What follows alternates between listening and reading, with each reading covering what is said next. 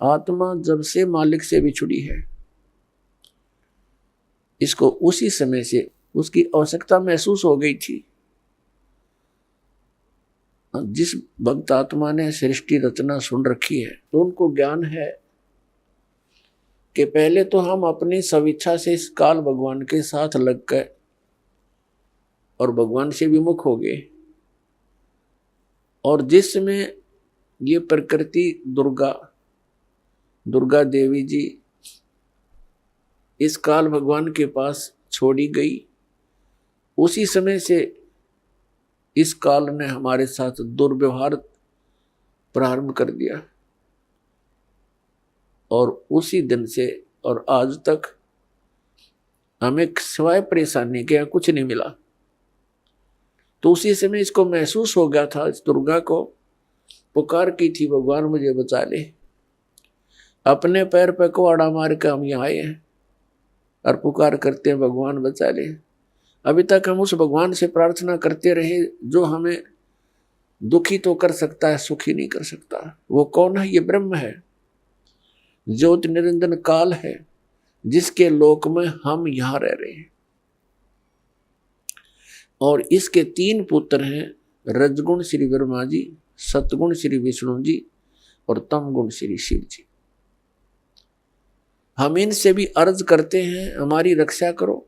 ये अपनी रक्षा नहीं कर सकते क्योंकि ये सक्षम नहीं है, ये समर्थ नहीं है। ये भी अपने कर्म के दंड को ही भोगते हैं और इनको इतना ही अधिकार दिया हुआ है कि जो जैसे कर्म करेगा वैसा ही फल तुम दे सकते हो, इससे हटकर आप कुछ नहीं कर सकते। ये केवल हमें अपना किया कर्म ही दे सकते हैं और ये काल भगवान के अधीन हैं, ये विवश हैं और अपने ही ये भाई बहन हैं। इनकी पिछले पुण्य कर्म अधिक है, इनको उच्च पोस्ट प्राप्त मिल गई इस ब्रह्मांड की। लेकिन ये आपके साथी हैं, दुश्मन नहीं। लेकिन ये विवश हैं, इस काल भगवान के संकेत के बगैर ये कुछ नहीं कर सकते और इनको केवल जैसा कर्म प्राणी करता है वैसा ही फल देने का ही अधिकार है, इसे हटकर नहीं। ना ये किसी को सुखी कर सकते और ना ये किसी को दुखी कर सकते। इनसे हटकर जो और अन्य देवता है उनकी तो बात ही छोड़ो। तो कहने का भाव ये है कि जब से हम भगवान से बिछड़े हैं, संकटों को झेल रहे हैं, माँ कष्ट उठा रहे हैं और ऐसे ही तड़प तड़प कर हम शरीर त्याग जाते हैं और हम भगवान से पुकारते भी रहते हैं, सुनाई बिल्कुल नहीं होती है। जो कष्ट आना है आ ही जाता है। तो हम किस भगवान से पुकार करते हैं जो सुख दे ही नहीं सकते, और जो भगवान हमें सुख दे सकता है हमारे प्रारब्ध के अंदर यानी किस्मत में लिखे हुए पापों को नाश कर सकता है, क्योंकि पापों के नाश होने से ही सुख हो सकता है जीव को। तो उसकी हमें जानकारी नहीं, उसका ज्ञान नहीं, क्योंकि इस काल ने अपने बहुत से एजेंट तैयार कर रखे हैं जो संत कहलाते हैं, महंत कहलाते हैं। मंडलेश्वर आचार्य और शंकराचार्य कहलाते हैं। इन्होंने पूरे मानव को भ्रमित कर दिया और साथ में ये काजी और मुल्ला और पीर और ये ईसाई धर्म के फादर, ये सब भ्रमित हैं। इनको किसी को भी अध्यात्म पूर्ण ज्ञान नहीं। ये सब काल के एजेंट हैं, इस ब्रह्म के ही पुजारी हैं और हमने पूजा करनी है परम अक्षर ब्रह्म की। वो परम अक्षर ब्रह्म ही सब पापों को नाश कर सकता है और जब तक पाप नाश नहीं होगा जीव सुखी नहीं हो सकता। तो पुण्यात्मा, सत्संग के अंदर सर्वप्रथम तो ये याद दिलाई जाती है कि मनुष्य जीवन किस लिए प्राप्त होता है। मनुष्य जीवन के कार्य का वास्तविक ज्ञान हो जाता है कि हमने क्या करना चाहिए, इससे मोक्ष प्राप्ति का प्रयत्न करना चाहिए। कल्याण के लिए सबसे अधिक प्रयत्न करना चाहिए। तो उसके बाद आवश्यकता पड़ती है कि गुरु पूरा हो। तो गुरु पूरे से फिर आपका काम चलेगा। इसमें मुख्य ये दो कड़ी होती है। प्रथम, पूर्ण संत की प्राप्ति होने पर ही आपको सत्संग प्राप्त होगा, और सत्संग से ये ज्ञान होगा कि मनुष्य जीवन किस लिए मिला था। तो फिर आपका कल्याण बहुत आसानी से हो जाएगा। तो पुण्यात्मा, जो संपूर्ण ज्ञान है, संपूर्ण अध्यात्म ज्ञान है, ये पूर्ण संत ही बता सकता है। अब जैसे परमात्मा ने कहा है कि मानुष जन्म पाय कर नहीं रटे हरि नाम, जैसे कुआ जल बिना बनवाया क्या काम। परमात्मा ने मनुष्य जीवन की आवश्यकता कितनी बताई है कि जो व्यक्ति, जो प्राणी मनुष्य जीवन प्राप्त करके परमात्मा का नाम जाप नहीं करता, उसकी भक्ति साधना नहीं करता, वो तो ऐसा है जैसा जल रहित कूप होता है, वेल विदाउट वाटर, बिना पानी का कुआं। उसका नाम कूप अवश्य है जिसमें जल नहीं, लेकिन गुण कूप के नहीं। ठीक इसी प्रकार जो व्यक्ति परमात्मा की भक्ति नहीं करते, तो वो ऐसे हैं जैसे जल रहित कूप। उसका नाम मनुष्य अवश्य है, लेकिन गुण मनुष्य के नहीं हो सकते।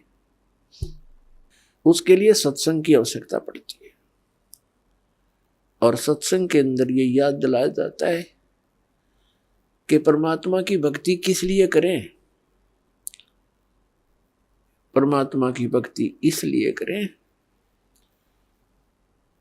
कि परमात्मा याद दिलाते हैं, साहेब से चितला ले रे मन गर्भ गुमानी। साहेब में भगवान से, परमात्मा से चितला, विशेष कसक बना भगवान की तरफ। अरे मन गर्भ गुमानी, हे अभिमानी मन, परमात्मा की तरफ लग जा।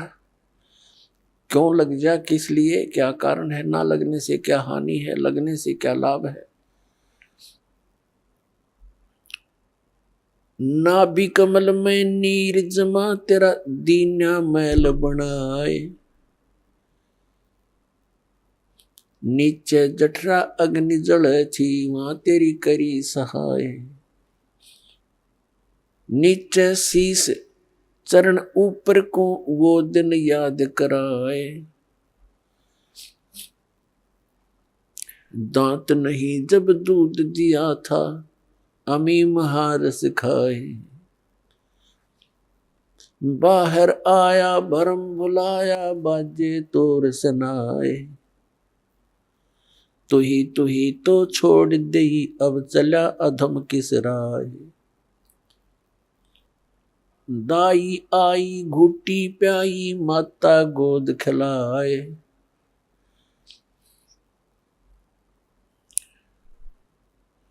तू ही तो छोड़ दिया, इब चला अधम किस राय। अब क्या बताते हैं परमात्मा कि जब तू मां के गर्भ में था, एक विशेष संकट को झेल रहा था। नीचे को सिर था, ऊपर को पैर तेरे। और जब आपत्ति आती है, यह प्राणी परमात्मा को याद अवश्य करता है। मां के गर्भ में इस प्राणी को पूरी चेतना होती है कि मैं किस कारण से इस जेल में फंसा हूं। उस समय वो परमात्मा से अर्ज करता है, हे भगवान, एक बार मेरा संकट निवारण कर दे, मुझे बाहर निकाल दो, फिर आजीवन आपकी भक्ति करूंगा। 2 रोटी के लिए धंधा भी करूंगा मालिक, तेरी भूल नहीं करूंगा।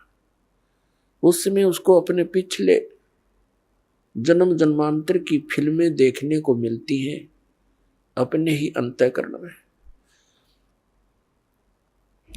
क्योंकि हमारे अंतःकरण के अंदर परमात्मा ने एक ऐसा सिस्टम कर रखा है कि जो भी क्रिया काम कर्म हम करते हैं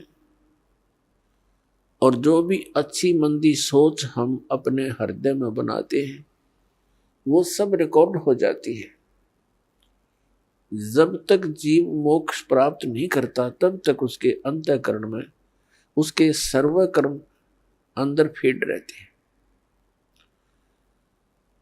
और जब ये प्राणी संसार छोड़कर जाता है, धर्मराज के पास जाते ही उसकी वो किए हुए कर्मों की फिल्म ऑन हो जाती है।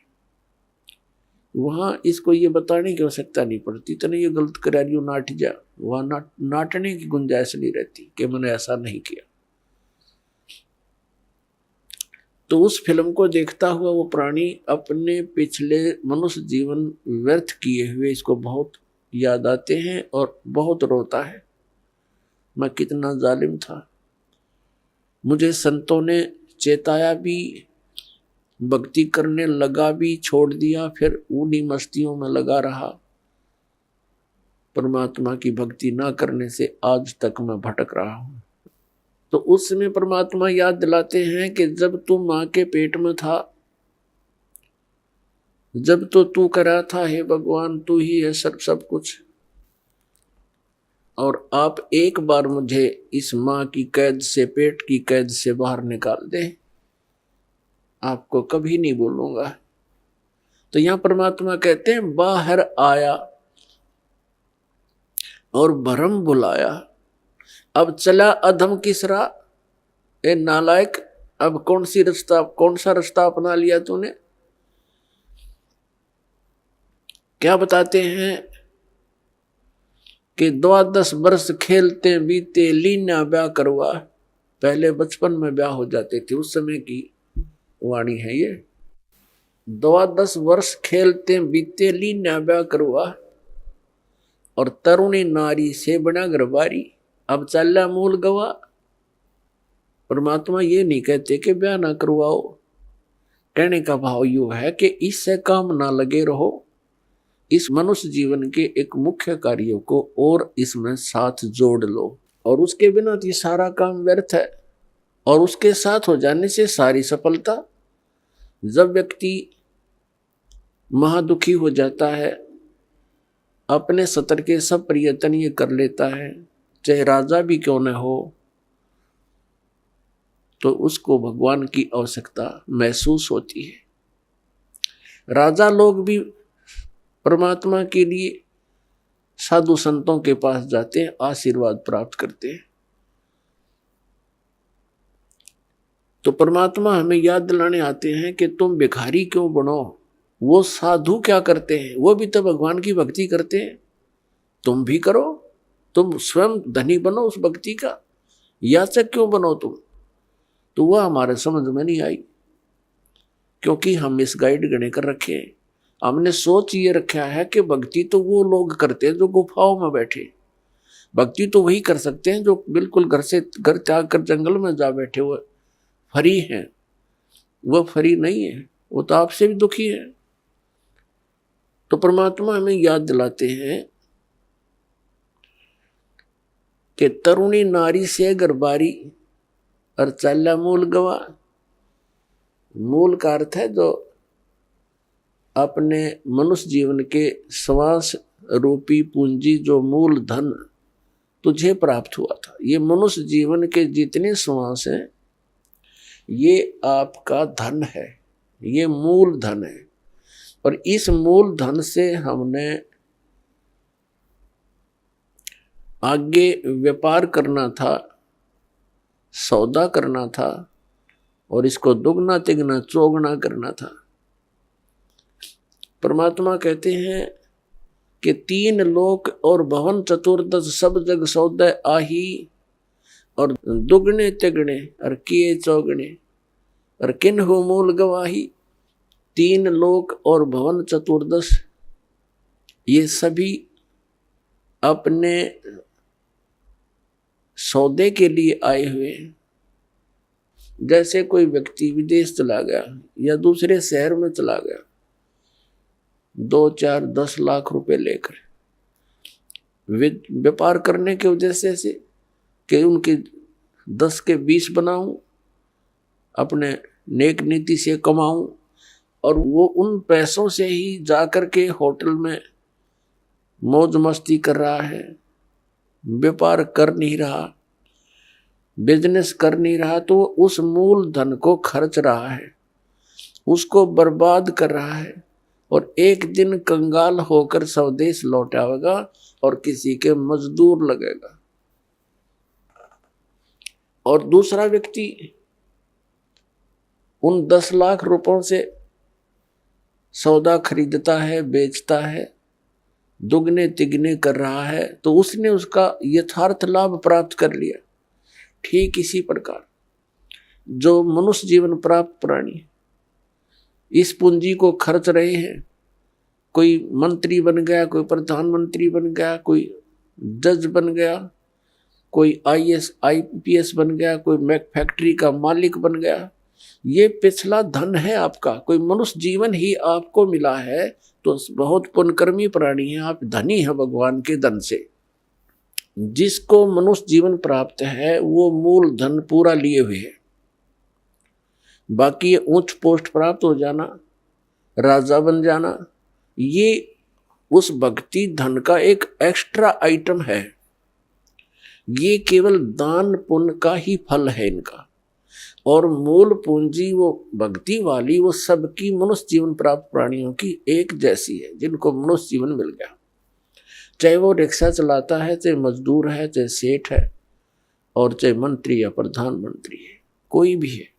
भक्ति धन आपका जो है नाम की कमाई वाला धन तो सबका समान है, और रहे पुण्यों का, उन पुण्यों से ये उच्च पोस्ट मिल जाती है। तो कहने का भाव ये है दास का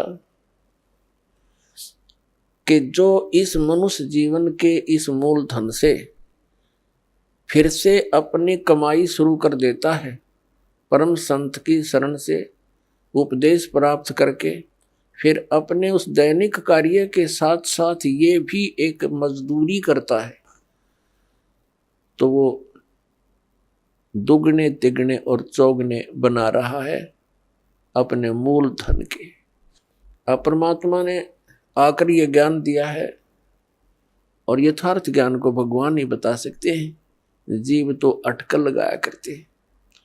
आप देखिएगा पवित्र चारों वेदों और श्रीमद् भगवत गीता के अंदर जो ज्ञान है वो गॉड गिवन है, और परमेश्वर कबीर जी की वाणी वो गॉड गिवन है, स्वयं परमेश्वर ने आके बोली है।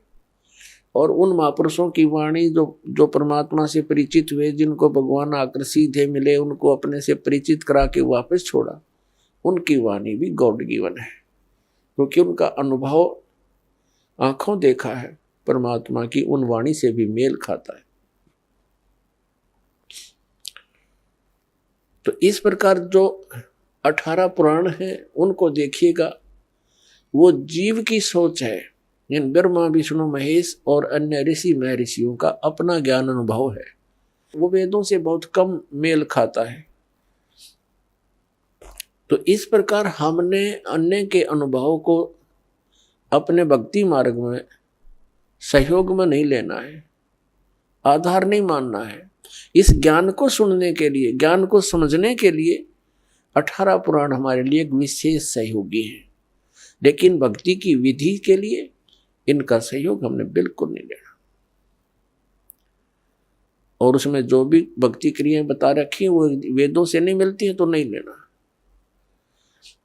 उनका पालन नहीं करना हमने, तभी हम सफल होंगे। तो क्या बताते हैं, ये मनुष्य जीवन जब तक आपके पास है तो आप इससे ये लाभ उठा सकते हो। क्या बताया है कि लोहे जैसा ताव जात है, ये काया दे सराही, और तीन लोक और भवन चतुर्दश सब जग सौदय आही। जैसे कारीगर लोहे को गर्म करता है, उसको इतना गर्म कर देता है बहुत अधिक, और फिर उसको निकाल कर तुरंत उस पर चोटें लगाता है। गरम गरम लोहे पर चोट लगा करके वो जो वस्तु बनाना चाहता है बना सकता है। लोहे के जरा से भी ठंडा होने के उपरांत उसके ऊपर चाहे पूरे गणना झाड़ ले, चाहे घन मार ले, उसका कोई लाभ नहीं होगा। वो टेढ़ा मेढ़ा बन जाएगा, वो वस्तु नहीं बनेगी जिसके लिए प्रयत्न किया गया था। तो ये मनुष्य जीवन जिसका शांत हो जाएगा, जब तक मनुष्य जीवन है ये लोहा गर्म है, इस पर राम नाम की चोट मार के आप जो बनाना चाहते हो बना सकते हो। जब ये ठंडा हो जाएगा, मृत्यु हो जाएगी, फिर कुछ नहीं हो, चाहे 5-6 इसके श्राद्ध निकालते रहियो, वो तो ठंडा होने के बाद चोट मारनी है। और चाहे उसकी 13वीं करते रहियो, 13वीं 17वीं, वो तो लोहा ठंडा होने के बाद व्यर्थ प्रयत्न कर रहे हो।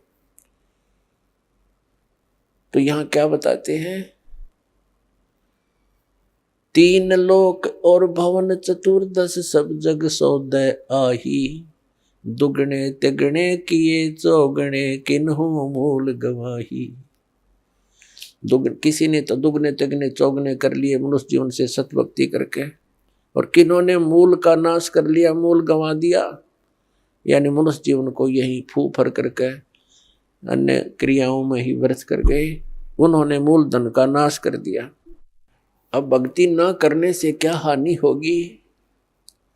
नर से तीतू पशुआ की जय, गद्दा बैल बनाई। ये 56 भोग कहाँ मन मूर्ख, कित कुरडी चरने जाई। पुण्यात्मा, हम मनुष्य जीवन प्राप्त करके उन सभी सुविधाओं को प्राप्त कर लेते हैं जो भगवान मनुष्य जीवन प्राप्त प्राणी को देता है। वो क्यों देता है? इसलिए देता है कि इन सुविधाओं को प्राप्त करके ये भक्ति कर लेगा, अपना कल्याण करा लेगा। जिनको मानव शरीर प्राप्त है, वो उनकी ड्रेस अन्य प्राणियों से भिन्न है। ड्रेस मीन आपका ये शरीर, ये बॉडी, ये ड्रेस है, एक पोशाक है आपकी, ये स्टूडेंट की है। और जो स्टूडेंट, जो विद्यार्थी अपना उद्देश्य को पूरा ना करके, पढ़ाई ना करके सिनेमा देखता है, गेम देखता है, बाहर बकवाद करता है, तो फिर क्या होगा? वो अपना जीवन नाश कर रहा है, वो अपने उद्देश्य से भटक चुका है। और फिर क्या बनेगा? वो मजदूर लगेगा और कहीं मिट्टी ढोएगा, रिक्शा चलाएगा, पल्लेदारी करेगा। जिस उद्देश्य से वो विद्यालय में गया था उससे चूक गया, वो लाभ प्राप्त नहीं कर सका। ठीक इसी प्रकार आप जी, जिनको भी मानव शरीर प्राप्त है, चाहे वो रिक्शा चालक है, चाहे कोई मजदूर है, चाहे कोई धनी व्यक्ति है, चाहे अधिकारी कर्मचारी है, या कोई मंत्री, प्रधानमंत्री, मुख्यमंत्री, राष्ट्रपति है, ये सब स्टूडेंट हैं। और जो ये भक्ति साधना नहीं कर रहे, वो अपने उद्देश्य से भटक चुके हैं। माता पिता से प्राप्त उस धन का वो दुरुपयोग कर रहे हैं। हमारा माता पिता कौन है? कबीर भगवान। उसने हमें ये पूंजी दे करके आपको फ्री कर रखा है। जैसे बच्चे को माता पिता 15-16 वर्ष तक बिल्कुल फ्री कर देते हैं, बढ़िया कपड़े देते हैं, बढ़िया खाना देते हैं, कोई काम भी नहीं लेते हैं, पैसे भी खूब खर्च करते हैं, तुम किसी प्रकार अपना उद्धार करवाओ, अपनी शिक्षा पूरी कर लो। तो पुण्यात्मा, परमात्मा ने आपको वो धन देकर यहाँ एक विशेष ड्रेस पर रखी है। इसमें विशेष सुविधाएं हैं जिससे आप भक्ति कर सकते हो। बच्चे को इसलिए सुविधा दी जाती है, विद्यार्थी को, कि इन सुविधाओं को प्राप्त करके ही वो अपनी भक्ति, वो पढ़ाई कर सकता है, तभी सफल हो सकता है। तो आप जी को परमात्मा ने ऐसी सुविधाएं दी है, खाने के लिए सुंदर अन्न, फल, आहार, काजू किस्म, सेब, संतरे, दूध, दही, और सद्बुद्धि दे रखी, मकान झोपड़ी घालो, प्राकृतिक आपदाओं से बचने के लिए भूख लगे जब भोजन खा लो, प्यास लगे जब जल पी लो, सब उपलब्ध है। उसके साधन बता दिए, जल ऐसे मिलता है। और फिर करना क्या था, बस बच्चे पैदा करो, इनको ब्याहो, इनको बस पाल पोस दो, फिर मर जाओ। क्या यही काम था इसका? ये तो पशु पक्षी भी कर रहे हैं। इसके साथ साथ एक अनिवार्य कार्य था जिसका हमें पता चलकर भी हम इस पर नहीं चल सके, क्योंकि संत साधु जन जितने हैं वो बताते हैं, समझाते भी हैं, लेकिन उनके वचन में शक्ति नहीं, उनके पास वो पावर नहीं, उनके पास वो भक्ति मंत्र नहीं जिसे प्राप्त करके प्राणी फिर आगे इस मार्ग को आगे चल सके। जिस कारण से अब मानो नास्तिकता की ओर बढ़ रहा है। तो मनुष्य जीवन आपको प्राप्त हुआ, इसकी उपलब्धि ना करने से, भक्ति ना करने से फिर क्या होगा?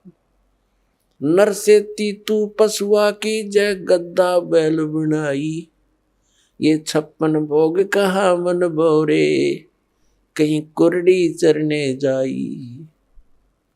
पुण्यात्मा, जब तक हम सत्संग नहीं सुनते तब तक हमारे ऊपर इस काल के माया व रूपी भांग का घना नशा होता है। कबीर साहब कहते हैं, कबीर ये माया अटपटी सब गट आण अड़ी, और किस किस ने समझाऊं या कुएं भांग पड़ी।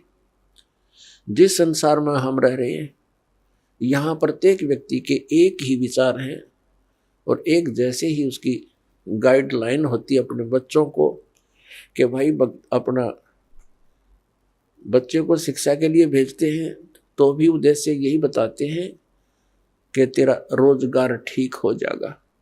यानी जो भी ट्रेनिंग हमें मिलती है, रोजी रोटी और कपड़ा और कोठी इनके बनाने की ही मिलती है। तो उस समाज में रहकर के आप अपना उद्देश्य भूल चुके हो।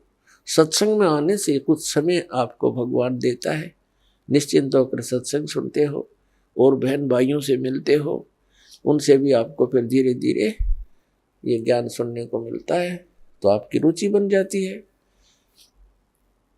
तो परमात्मा क्या बताते हैं कि आप मनुष्य जीवन प्राप्त हो, आपको कितनी सुविधा प्राप्त है। जब भूख लगती है खाना खा लेते हो, प्यास लगती है पानी पी लेते हो, गर्मी सर्दी से बचने के लिए मकान बना लिए। ये वैसे मकानों की आवश्यकता हमने इतनी चाहिए थी कि आवश्यकता से अधिक ना बनाए इनको। ये हमारा भक्ति बाधक है। जो भक्ति करना चाहते हैं, मोक्ष कराना चाहते हैं, तो उनको ये सब नियमों को फॉलो करना पड़ेगा जो बताए जाते हैं, क्योंकि वो भक्ति में बाधक है। और जो भक्ति बाधक है आप उनको भी साथ लेकर चल रहे हो, तो आप ऐसा कर रहे हो जैसे किसी पशु के गल में लठ बांध दिया करते सा मोटा रस्से में गाल के। अब वो चल नहीं सकता उस स्पीड से जैसे उसे चलना चाहिए, चला गट्टियां पर लग गए। तो आप जी इन मर्यादाओं को पालन ना करके और भक्ति रूपी मार्ग पर चलने की चेष्टा करोगे, आप नहीं सफल हो सकते। तो इसलिए हमने ज्ञान के आधार से इन बुराइयों को, इन कुरीतियों को और सांसारिक परंपराओं को भी त्यागना पड़ेगा, तब हम इसमें सफल होंगे। फिर अपनी बड़ी स्पीड से चलेंगे। जैसे मकान बना लिया, ठीक है, आजकल परमात्मा ने दया कर रखी है, बढ़िया सुविधा आपको प्राप्त है, मकान बना लो, जैसा आवश्यक हो उतना ही, केवल उसी के लिए कि बढ़िया कोठी बनाऊं, लोगों का प्रशंसक बन जाऊं। ये हमारी अपनी सोच होती है, अध्यात्म मार्ग नहीं है। तो मकान बनाओ जितना आवश्यक हो और जितनी आपकी जेब अलाउड करती हो, आवश्यकता से अधिक खर्च मत करो। हमारे पूर्वज आपने देखे होंगे, हमने तो खूब याद है, झोंपड़ियों में टाइम पास करके कई कई पीढ़ी। उनका तो इतना काम है, एक चारपाई डालनी आपने, चाहे 10 कमरों का मकान है आपका, एक कमरे में एक कोने में 3.5 बाई 3 बाई 7 फुट की जगह चाहिए आपने। घुड़ने तो घुड़िया तो मोकली है, कबीर साहब तो कहते हैं घर तो 3.5 हाथ और गणा तो 4.25 कहे कबीर अधिका कहे उसको नहीं विचार। ये मनुष्य की जो शरीर है 3.5 हाथ का होता है। परमात्मा कहते हैं आपने घर 3.5 हाथ की आवश्यकता है, घना बनाओ तो 4.25 अरे से फालतू बनावा है तो मूर्खता है तेरी। फिर भी परमात्मा का कहने का तात्पर्य है कि आवश्यकता से अधिक कोई भी वस्तु आप संग्रह करते हो आपकी भक्ति का बाधक बनेगा, क्योंकि समय वेस्ट व्यर्थ जाएगा। कोठी बना ली, 1-2 लाख अपने पास से लगा लिए, 3 लाख कर्जा कर लिया। अब जब तो कर्जा ले लिया, ऋण ले लिया, पता नहीं चला 1 महीने के बाद मांगने वाला आने लग जाएंगे। चैन गई, रात न नींद आवा नहीं, और भक्ति का भी नाश। वह को ठीक है काम आई आपके। तो इस प्रकार हमने भक्ति मार्ग में जो बाधाएं हैं उनको त्यागना पड़ेगा।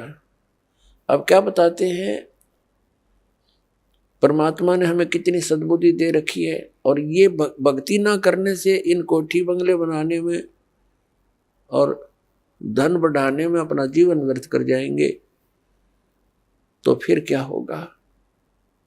नर से तू पशुआ कीजिए, नर से फिर तू पशु बनेगा। नर से तू पशुआ कीजिए, गद्दा बैल बनाई, अरे ये सुंदर भोजन का मन बोरे कि तो कुर्डी सरने जाई। ओए होए, अपने आत्मा इतना कुछ सुनकर भी हमारे यह बात अंदर जगह बनाती नहीं, क्योंकि हमें ये सब सुविधाएं उपलब्ध है और हर समय है, और ये तो आपके अंतिम सांस तक आपको रहेंगी जब तक मनुष्य जीवन में हो। क्योंकि माता पिता बच्चों को जब तक वो कॉलेज स्कूल नहीं छोड़ता वो सुविधा देता ही रहता है, और जो बच्चा उसका सदुपयोग ना करके आता है तो फिर वो बहुत दुख उठाता है। तो इस प्रकार इस सत्साधना करने से, भक्ति करने से मोक्ष होना था, जहाँ जाने के बाद फिर लौटकर कभी संसार में नहीं आते, वहाँ हमें बहुत सुख होना था। जैसे बच्चा विद्यालय में पढ़ता है, कॉलेज में पढ़ता है, महाविद्यालय में, उसको वहाँ कुछ नहीं मिलना, वहाँ से उसको विद्या प्राप्त हुई, उस विद्या के आधार से उसको अन्य फील्ड में वहाँ जाकर के वो सुविधाएं मिलनी है। ठीक इसी प्रकार हमें इस पृथ्वी पर जो हम चाह रहे हैं, हमें यहाँ नहीं लेनी चाहिए इसकी सुविधाएं। ये तो कॉलेज में मौज मार रहे हैं हम, ये सोच लो पृथ्वी की कोई भी वस्तु हम डिमांड कर रहे हैं या इसी में लगे रहे हैं, भक्ति की नहीं, तो हम कॉलेज में मौज मार रहे हैं, वो बहुत हानिकारक होगी। इसका लाभ हमें सतलोक में मिलेगा। सतलोक के बारे में आज तक जो जानकारी हमें प्राप्त हुई है, हमें मीन आप जी को इस दास के वचनों से पहले, तो वो कैसी जानकारी प्राप्त हुई है। सतलोक का एक विशेष कॉन्ट्रैक्ट ले रखा है किसने, राधा स्वामी पंथ वालों ने, और धन दंड सतगुरु सच्चा सौदा सिरसा और जगमाल वाली वालों ने। और इनको सतलोक का कख भी पता नहीं, ना भक्ति मार्ग ठीक इनका, ना सतलोक की सतपुरुष की जानकारी। तो बताइए कहाँ ले जाएंगे प्राणी को। और फिर ये कबीर पंथी जितने हैं, ये भी सतपुरुष और सतलोक के गुण गाते हैं और सतनाम की महिमा मुख्य वर्णन करते हैं। इस दास ने इन सभी पंथों के ग्रंथों को बहुत गहराई से जाना, समझा, पढ़ा, और फिर परमात्मा से प्राप्त उस यथार्थ ज्ञान से तुलना की। इन कबीर पंथियों के पास भक्ति मार्ग की ABCD भी नहीं है, और न इन राधा स्वामी, जय गुरुदेव और ये सच्चा सौदा सिरसा वाले और जगमाल वाली इनके पास, और ना इन अन्य संतों के पास तो होना कहा, ना इन आचार्य और शंकराचार्यों के पास भक्ति मार्ग। ये तो सतलोक जानते ही नहीं, इनका तो सब्जेक्ट है नहीं।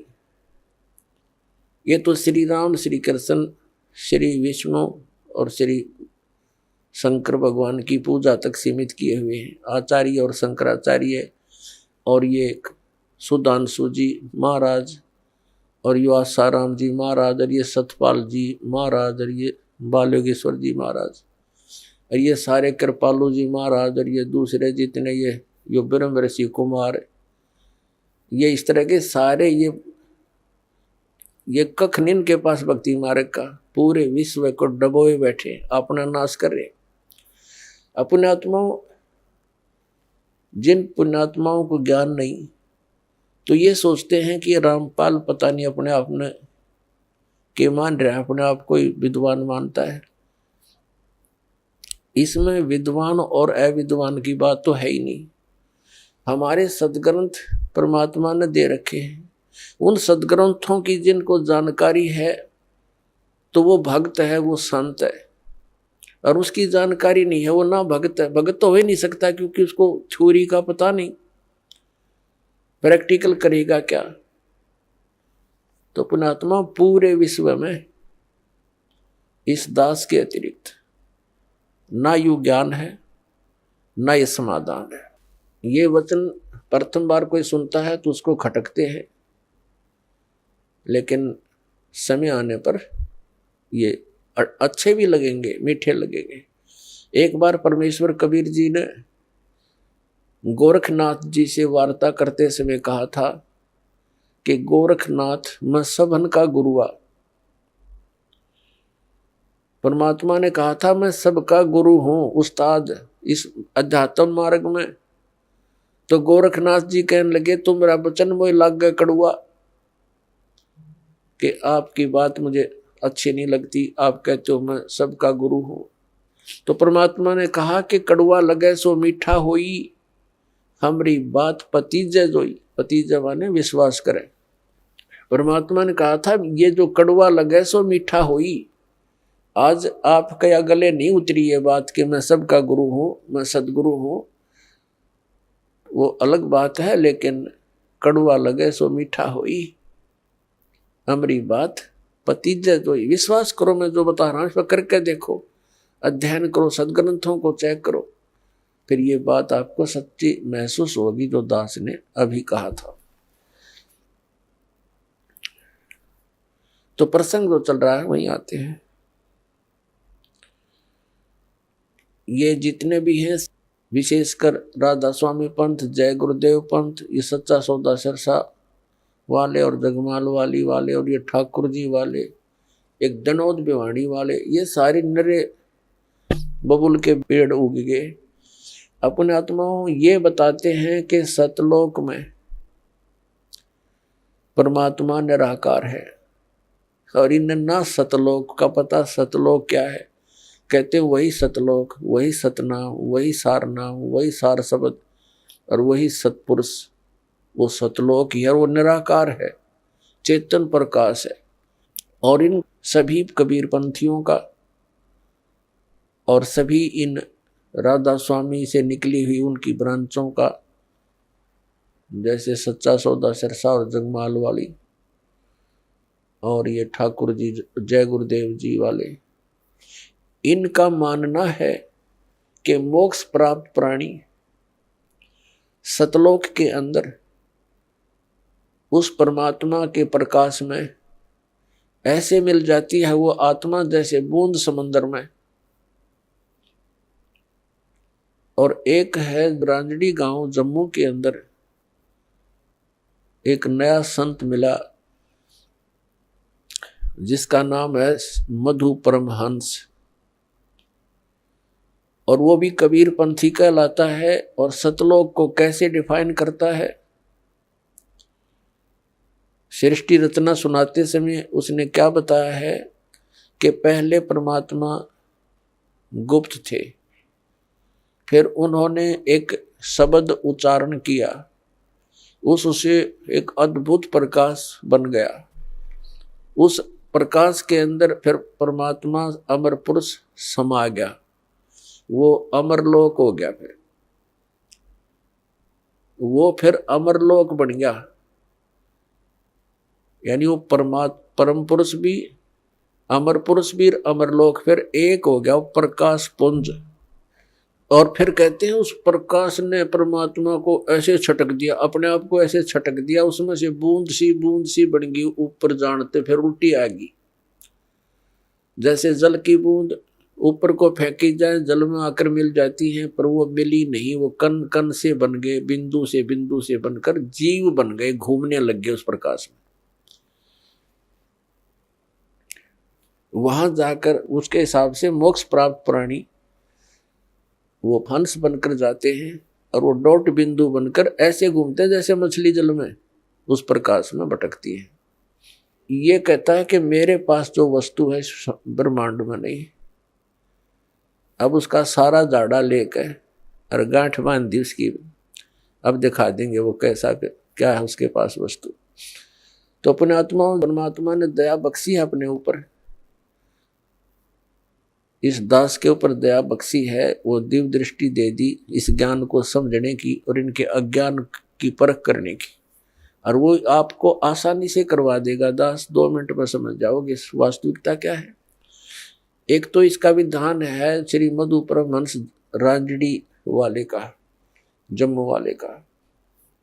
एक तो ये हो गया कि अमर पुरुष और अमरलोक वो एक बन गया, वो चेतन प्रकाश हो गया। और फिर ने कहा सार नाम भी, आदि नाम भी, और सार शब्द भी, विधेय शब्द भी, वो अमर पुरुष ही है। अमर पुरुष वो बनेगा अमरलोक, यानी वो सारा कुछ हो चेतन प्रकाश को, ये अमरलोक भी, सार शब्द भी, सार नाम भी, विधेय नाम भी, आदि नाम वही, सतनाम भी वही, अमरलोक भी वही, सतपुरुष भी, अमर पुरुष भी वही, और सार नाम भी वही। आ गया वहीं जहां से शुरू हुए थे। ए भगवान, ये भोली आत्माओं को क्या पता भी महात्मा जी पहुंचे होंगे, सतलोक देख कर आएंगे। खक देखा उन्हें, सतलोक के अंदर ऐसी ही सृष्टि है, ऐसे ही मनुष्य, वह पशु पक्षी नहीं है, ये कीड़े मकोड़े नहीं है, जो वहाँ सदाबहार वृक्ष हैं और सदाबहार वहाँ के काजू किस्मत सेब संतरे और फल फूल फ्रूट सारे सदाबहार हैं। वहां जाने के बाद प्राणी ना वृद्ध होता ना उसकी मृत्यु होती। अपने आत्मा, यदि हमने वहां जाकर के नए धक्के खाने हैं, डोट बनकर घूमना, क्या आनंद होया, वो खाक आनंद है। मोक्ष का अर्थ होता है वो जिसके ऊपर जैसे कोई बंधन में ना हो। हम यहाँ कर्मों के बंधन से बंधे हुए हैं, वहां कर्म नहीं है। निष्कर्म में मोक्ष प्राप्त होता है, बिना किए प्राप्त होती हैं सब सुविधाएं, उसको निष्कर्म में मुक्ति मानते हैं। तो वहां जाने के बाद देखो, आप देखते हैं प्रत्येक व्यक्ति चाहता है काम थोड़ा करूं, ना करूं तो घना बढ़िया और सुविधा सारी हो। तो ये हमने कहा, यह आभास कहाँ से हुआ? क्योंकि हम ऐसे स्थान पर रहते थे, वहां हमने काम तो करना ही नहीं पड़ा था, सुविधा नरी थी, आगे पड़ी रही थी।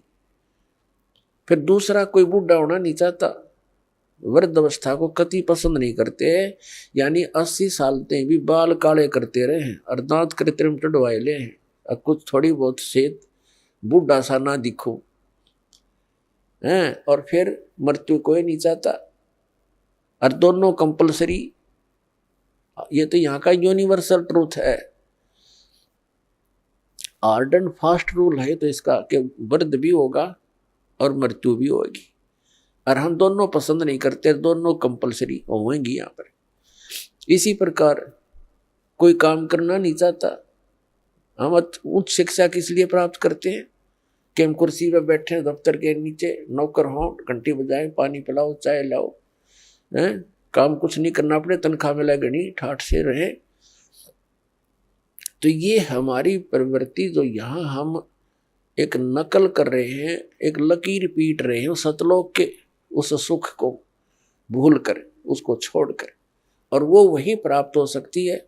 बबूल के पेड़ पर यदि कोई आम खोज रहा है, बबूल के वन में, और वहां कोई आम ढूंढ रहा है, उस जैसा मूर्ख नहीं। तो हम इस बबूल के वन में, इस काल के लोक में, और वो सुख खोज रहे हैं सतलोक वाले। यहाँ के स्वर्ग, महास्वर्ग में भी वो सुख नहीं है। तो वो बातें परमात्मा ने हमें याद दिलाई हैं। तो प्रसंग चल रहा है कि सतलोक के अंदर आपको मनुष्य शरीर मिलेगा। वहां 3 पोर्शन है सतलोक के। जैसे अपनी कैपिटल है, राजधानी है दिल्ली, और दिल्ली एक स्टेट भी है। तो दिल्ली का जो बाह्य दिल्ली है, ग्रामीण क्षेत्र है जो, वो तो समझो बाहर की दिल्ली। फिर बीच का बाजार आ गया, और फिर प्रधानमंत्री यानी अपना सेक्रेटरीट जो राजधानी स्थल है। ऐसे ही वहां का विभाजन है। तो बाह्य जो क्षेत्र है कति बाहर के साइड का सतलोक का, उसमें बाग बगीचे, फल, झरने, नदियां बह रही है। उसके नेक्स्ट जो सेकंड पोर्शन है, उसके अंदर पूरे आपके बहुत सुंदर सुंदर महल बने हुए हैं जो खाली पड़े हैं, जहां से आप आए हो छोड़कर। एक एक परिवार का पूरा द्वीप है। जैसे आप किसी भी अधिकारी, कर्मचारी या पैसे वाले सेठ के मकान को देखोगे, वो क्या बनाता है, बड़ी कोठी हो, एक अच्छा आगे आंगन हो, लान जिसे बोलते हैं, और उसके अंदर फल फ्रूटों के पौधे पादे लगे हों, बगीची बनी हो, झरना लगा रखा हो, तालाब हो। इस तरह की हम सुविधा खोजते हैं। और हम पिकनिक मनाने जाते हैं, पहाड़ देखने आ जाते हैं, बड़े बड़े सुंदर स्थान, झरने देखने जाते हैं। ये हमारा स्वभाव वहां से बना हुआ है। और यहाँ तो हम जाते हैं, वहां जेब कटवा कर आ जाते हैं। 10,000 रुपये ले गए कुल्लू और मनाली मई जून जुलाई में, और अपने पैसे खर्चो, वह कुछ दिनों के लिए इधर उधर सैर सपट्टे करो और पैसे बर्बाद करके वापस आ जाओ। यहाँ का तो ये सुख है। और सतलोक में जाने के बाद वो कभी अभाव नहीं, कोई खर्च नहीं, और किसी किस्म का कोई वहाँ दुख नहीं। तो अब हम कोई मरना नहीं चाहते, और ये परिवार बना रहो, हम मरा नाम न कति जरूरत नहीं, चाहे दुखी और भी हो जावा, हम यहाँ से नहीं जा सकते, जरूरत ही नहीं हमने जाने की फिर। लेकिन यह मृत्यु खतरनाक हमारे लिए, और वृद्ध अवस्था, और ये सारा वहां होगा, और वहां फिर दुख नहीं, कोई काम नहीं, अपना बहुत ही सुविधा है आपको। वहां भी आपको परमात्मा की याद बनी रहती है। परमात्मा की जो सिमरन वहां भी आपने करना होता है, उस सिमरन का इतना आनंद आता है। कई व्यक्ति सोचते हैं फिर वहां करें क्या, वहां परमात्मा की याद, वहाँ बहुत सब सुविधाएं हैं जो यहाँ वर्णन नहीं कर सकते। वहाँ आपको पता भी नहीं चलता कितना समय बीत जाता है, और आप सदा सुखी रहते हो।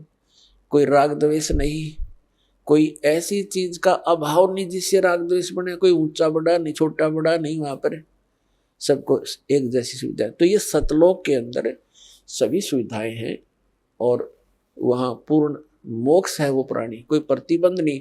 क्योंकि जितने भी यहाँ कानून बनाए जाते हैं निकम्मे आदमियों के लिए बनते हैं।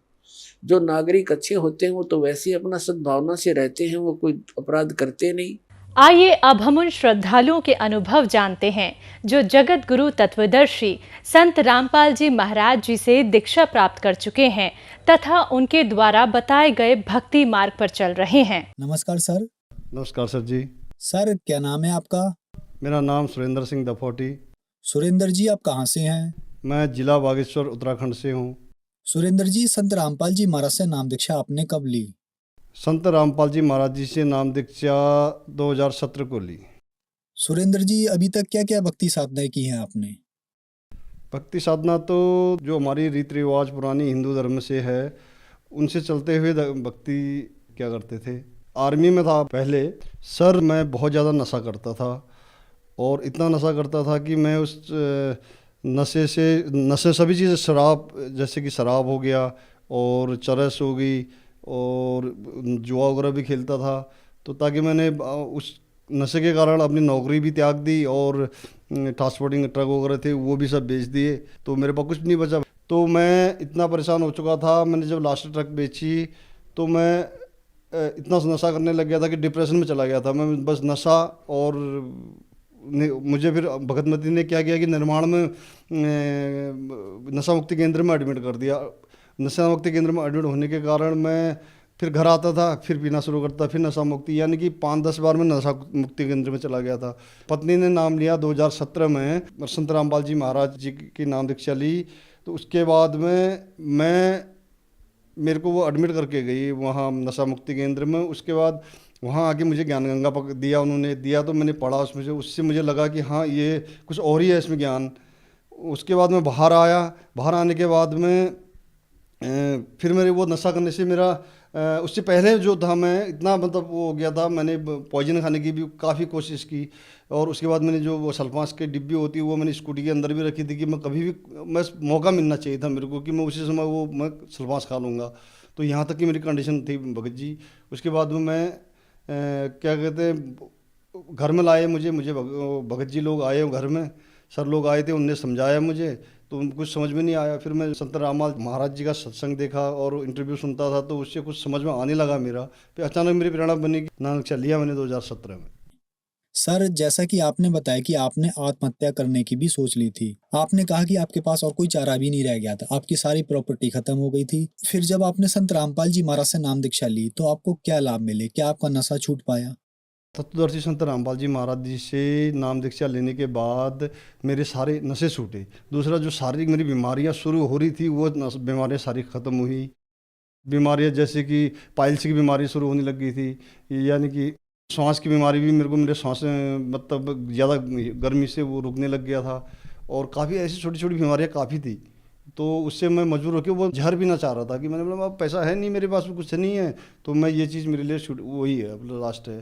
संत रामपाल जी महाराज जी के शरण में जाने के बाद में भगत जी मतलब छू मंतर जैसे मैंने सोचा भी नहीं था कि मतलब ऐसा होगा करके कि ये तो चलो मैं एक अजमा लेता हूँ वाली बात। वो तो मैंने काफ़ी अजमाया हुआ था, काफ़ी चीज़ें अजमाई थी, लेकिन वो चीज़ें मैंने बोला चलो इनको भी अजमा लेता हूँ करके वो चीज़ की। लेकिन वो दिन है आज का दिन है भगत जी, मैं बहुत बिगड़ा हुआ था। मैं हर चीज़ में मतलब अब स्पोर्ट्स वाला आदमी करता ही है, उल्टे सुल्टे काम करना, ये मतलब हर चीज़ में वो चीज़ अभी मैं सब शांत हो चुकी हैं। बॉक्सिंग से मैंने सबसे यानी कि जो इसमें हमारा सेना का तीनों सेनाओं का रहता था उसमें से मेडल लिया हुआ है और उसमें पार्टिसिपेट किया हुआ था नेशनल में। तो वो सारी चीज़ें भक्ति के बाद में जो अभी अब सोच में आ रहा है कि हम ये पहले से जुड़े होते तो आज तक शायद भक्ति मार्ग में ठीक ठाक होते। चलो अभी भी जुड़े हैं लेकिन अभी भी मार्ग सही मिला हुआ है गुरु जी का, संत रामपाल जी महाराज जी का, तो वो सही है। और लाभ तो काफ़ी मिले हैं भगत जी, अपने पारिवारिक लाभ। और काफ़ी मैं एक बार जैसे अभी फ़िलहाल जो सप्लायर का काम और बिल्डिंग मटेरियल सप्लाई का काम करता हूँ, तो मैं मेरी कहीं गाड़ी आई हुई थी, वहाँ जा रहा था, पहाड़ में बैंड होते हैं, तो बैंड में ऐसे आ रहा था तो वहाँ से बोलेरो कार आ रही थी, बोलेरो स्पीड में थी, मैं भी स्पीड में था। तो देखने जो बंदे बैक साइड में धूप सेक रहे थे वो देख रहे थे, तो उन्हें मतलब गया एक बंदा, मैं इसको तो टक्कर मार देगी वो करके। और मैंने भी सोच लिया था कि मैं मेरा इस दाहिने हिस्से में जो है गाड़ी मारेगी करके, लेकिन मैं साबुत आगे निकल के और पीछे देखा मैंने, वो कार आगे चलेगी और मैं ठीक ठाक बच गया। ये गुरु जी की, संत रामपाल जी महाराज की ये कृपा हुई। सर, जैसा कि आपने बताया कि आप इंडियन आर्मी में एक ऑफिसर रैंक के पद पर थे, आप नशा करते थे, नशे के लिए आपने अपनी नौकरी छोड़ी, नशे में ही आपकी सारी प्रॉपर्टी बिक गई और लास्ट में आप अपना शरीर भी छोड़ना चाह रहे थे। आप बहुत सारे नशा मुक्ति केंद्र में भी गए लेकिन आपका नशा नहीं छूटा। फिर आपने संत रामपाल जी महाराज से नाम दीक्षा ली और आपका नशा छूट गया। सर, यहाँ पे सवाल ये बनता है कि आप नशे के लिए अपना शरीर भी छोड़ना चाह रहे थे लेकिन फिर भी आपका नशा नहीं छूटा, तो संत रामपाल जी महाराज ने आपको ऐसा क्या दिया जो आपका नशा एकदम से छूट गया? एक तो जो उनके नियम है, उस नियम को जो फॉलो करेगा तो उससे सारे आदमी इसने वैसे ही ठीक हो जाना है। दूसरे जो वो उसके बाद में मंत्र देते हैं, जो हमें मंत्र देते हैं, जो नाम दीक्षा के बाद में उन मंत्रों में इतनी ताकत होती है कि अगर सही ढंग से जिस हिसाब से बता रखे हैं उस हिसाब से करो तो वो चीज़ सब नशा क्या उसमें तो बड़ी बड़ी चीज़ें छूट जाती हैं। वो नशा तो मेरा ऐसा चुटकी में छूटा जो कि मैं काफ़ी सालों से छोड़ना चाहता था। जब मैं स्कूल से लेबर में था तब से छोड़ना चाहता था लेकिन छूटता नहीं था। तो थोड़ा सा मौका मिल जाए फिर पीता था। लेकिन उस भक्ति में इतनी ताकत है कि वो सभी चीज़ जो भी गलत काम है उनको सबको साइड कर देती है। सर ये बहुत अचरज की बात है, आप देव भूमि से बिलोंग करते हैं। उत्तराखंड को देवों की भूमि कहा गया है। आपके यहाँ केदारनाथ धाम है, बद्रीनाथ धाम है, तो इन सब धाम को छोड़कर आप संत रामपाल जी महाराज जी की शरण में आए और आपने बताया कि आपको जो संत रामपाल जी महाराज ने मंत्र दिया उससे आपका नशा छूट गया। तो क्या ये मंत्र केवल संत रामपाल जी महाराज जी के पास ही है और आपको कहीं ये मंत्र नहीं मिला? जी, मेरे को ठीक होने के लिए मेरे घर वालों ने क्या, मेरी पत्नी ने क्या, काफ़ी कोशिश की। यानी कि गढ़वाल से लेकर के जितने हमारे कुमाऊँ के गुरु अगर वगैरह ये भूख झाड़ फूक करने वाले जितने से सबको पूजा मैं, यानी कि बहुत ज़्यादा खर्चा होता था, वो खर्चा किया, लेकिन कहीं किसी की बस की बात नहीं कि मैं 1-2 दिन ठीक रहूँगा फिर वैसी, 1-2 दिन ठीक रहूँगा फिर वैसी। तो वही मैं समझ के चलता था कि हाँ चलो ये वाली नाम दीक्षा लेने वाली बात कर रहे हैं, संत रामपाल जी महाराज जी के पास जाने वाली बात कर रहे हैं। चलो इतनी सारी चीज़ें तो मैंने कर ली। मैंने कश्मीर से कन्याकुमारी, क्योंकि मैं आर्मी में रहा हूँ, मैंने हर शहर हर चीज़ देखी हुई है, सब चीज़ मैं मुसलमानों के उनके पास में गया हूँ कि जो ये होते हैं पीर जो होते हैं उनके पास भी गया, उन्होंने से भी मैंने वो झाड़ फूक करने की कोशिश की, लेकिन उससे भी कुछ नहीं हुआ। लेकिन मैंने इतनी सारी चीज़ें मैंने कर ली हैं, तो मैं एक बार, चलो ये जो कह रहे थे ज़बरदस्ती कर रहे हैं, मैं एक बार ठीक है मैं मानता हूँ उनकी बात में, क्योंकि मैं जब रामपाल जी महाराज के शरण में तब आया। जब मैं शरण में गया तो मुझे यकीन नहीं था फिर भी कि मैं ये होगा करके। सिर्फ मैं इंटरव्यू जब देखता था तो उससे पता हाँ फ़र्क तो हुआ है, लेकिन जब मुझे नाम दीक्षा लेने के लिए जब मैं वहाँ गया, वहाँ जब मुझे वो चीज़ बताई गई कि ये चीज़ करनी, तो वो मैंने करीबन 1.5-2 महीने से तो मैंने प्रॉपर ऐसे की कि मैंने सोचा कि देखता हूँ मैं अगर इतनी शक्ति इनमें होगी तो मैं ठीक हो जाऊँगा। और मैंने की प्रॉपर ढंग से जो चीज़ें बताई मेरे को, तो मैं वो चीज़ें सब निकल गई और संत रामपाल जी की कृपा से मैं आज के डेट में ठीक हूँ और समाज में बैठने लायक उठने लायक हूँ। जो मंत्र नाम दीक्षा के अंदर संत रामपाल जी महाराज द्वारा दिए गए हैं, उन मंत्रों में इतनी शक्ति है कि वो मंत्र विश्व में तत्वदर्शी संत के पास ही होता है, वही देते हैं, और बाकी वो किसी के पास नहीं होता। ना वो किसी के और के देने से, और के पास तो हो ही नहीं सकता, लेकिन उनके देंगे तो उनसे फ़ायदा होता है। उन मंत्रों में इतनी ताकत है कि हम उनको जिस हिसाब से बताया गया है उस हिसाब से उनको फॉलो करेंगे तो वो चीज़ से फ़र्क होता है। सर जैसे कि आपने बताया कि नशा मुक्ति केंद्र में पैसे लगते हैं, जितने दिन आपके पास पैसे हैं उतने दिन आप वहाँ रुक सकते हैं, तो क्या संत रामपाल जी महाराज जी के आश्रम में भी पैसे लगते हैं? नहीं भगत जी, वहाँ पैसा कहाँ, वहाँ तो आश्रमों में जाने से ऐसा लगता है कि हम कहीं और ही चले गए। वो कोई पैसा नहीं, ऐसा घी में बना हुआ खाना मिलता है। संत रामपाल जी महाराज जी के आश्रमों में इतनी सुविधाएं हैं, भगत क्या जगत क्या सबके लिए जो वहाँ पर आते हैं सुनने के लिए, कि वो कहीं जो भी आता है वो मतलब ऊपर ही बात करता है कि यार तो बहुत अच्छा है ये है। सर अब आखिरी सवाल आपसे, संत रामपाल जी महाराज से नाम दीक्षा कैसे ले सकते हैं? तत्वदर्शी संत रामपाल जी महाराज जी से नाम दीक्षा सत्संग में नीचे से एक पट्टी आती है, उसमें नंबर होते हैं। हर डिस्ट्रिक्ट में नामदान केंद्र हैं, नामदान नज़दीकी नामदान केंद्र में उनमें फ़ोन करके आप नामदान केंद्र से संत रामपाल जी महाराज जी की से नाम दीक्षा ले सकते हैं। सुरेंद्र जी, हमारे चैनल पर अपने अनुभव बताने के लिए आपका बहुत बहुत धन्यवाद। सच्चाई।